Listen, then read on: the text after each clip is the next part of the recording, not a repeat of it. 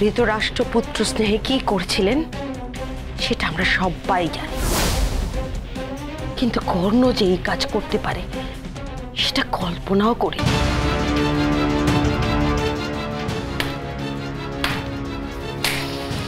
News পেপারে পড়লাম যে শিবপ্রসাদ গাঙ্গুলির গায়ে গুলি লেগেছে।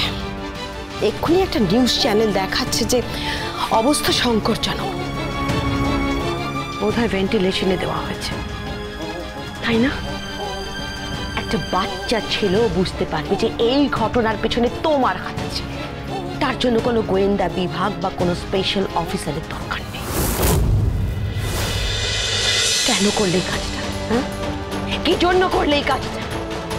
নিজের ছেলেকে বাঁচাতে গিয়ে কি খেলা শুরু করেছো তুমি? হ্যাঁ,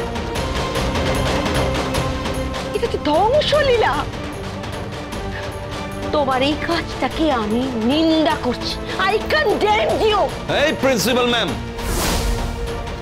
এখানে কোনো উপদেশ দিতে আসবে না। আসবো, নিশ্চয়ই আসবো। আমি একজন টিচার। দরকার পড়লে সমাজের প্রত্যেকটা কোণে গিয়ে প্রত্যেকটা মানুষকে বলবো কোনটা ঠিক, কোনটা ভুল, কোনটা করা উচিত, কোনটা করা উচিত নয়, কোনটা ভালো, কোনটা মন্দ, কোনটা সৎ, কোনটা অসৎ। Shut up! Just shut up! তোমার জ্ঞানের কোনো প্রয়োজন নেই, প্রয়োজন নেই তোমার জ্ঞানের। প্রয়োজন আছে, কারণ তুমি নিজে একটা ক্রিমিনাল। আর এই পরবর্তী জেনারেশন এই কবিরের মতো ছেলেগুলোকে অন্ধকারের দিকে ঠেলে দিচ্ছ, বিপথে ঠেলে দিচ্ছ। একটা লাইফস্টাইল, ড্রিঙ্ক করছে, রিস্কে যাচ্ছে, উল্কার গতিতে গাড়ি চালাচ্ছে, যেখানে সেখানে নিজের পাওয়ার শো করছে, নিজের সামনে কেউ পড়লে তাকে কুচলিয়ে দিচ্ছে, উড়িয়ে দিতে পারে। কি মনে করছো? কি মনে করেছো নাকি তুমি? Please mom, no advice, request করছি। আমার জীবনে আমার মায়ের কোনো জায়গা নেই।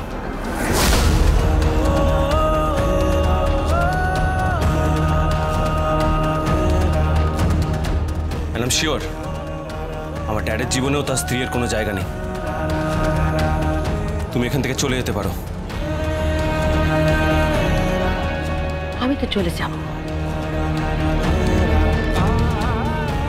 কিন্তু তোমরা একটা কথা মনে রেখো,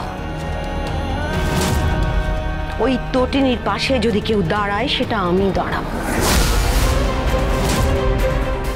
ওই পরিবারের পাশে যদি কেউ দাঁড়ায় সেটা আমি দাঁড়াবো।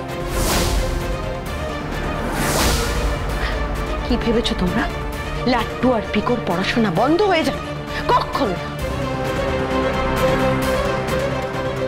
যদি ওই শিবপ্রসাদের কিছু হয়েও যায় তাহলে পরিবারের পাশে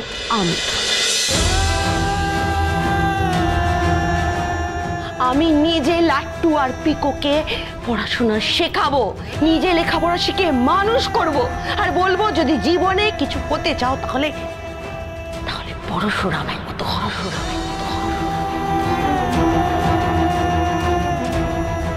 প্রত্যেকটা ঘরে ঘরে একটা করে পরশুরাম তৈরি করা হবে, যারা লড়তে জানে তোমার মতো করবে, তোমার মতো পরশুরাম আজকের নায়ক। সোম থেকে রবি প্রতিদিন রাত ৮টায় স্টার জলসায় ও জিও হটস্টারে।